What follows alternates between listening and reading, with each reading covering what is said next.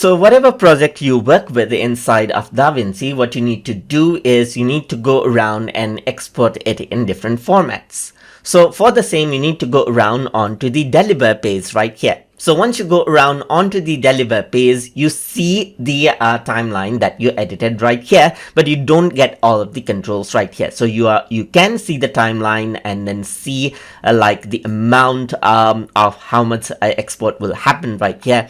And that's it. So that is what you do from the deliver page right here.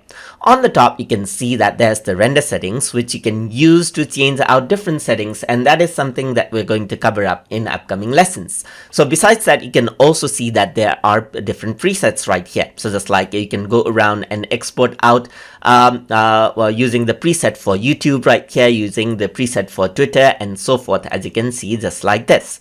You can also go around onto the top, and if you plan to export it onto a tape, you can use this option. But since I don't have tape plugged in, which is not usually something that is used these days, you can go around and click on this. I don't have it, so I cannot actually click on this and use it because it says Resolve cannot find any video recording hardware connected to the system. And here you can see that you get the clip option right here, which allows you to enable and disable the clip right here. And over here you can see that you can go around and then expand out the timeline that you see right here till the left side, just like this.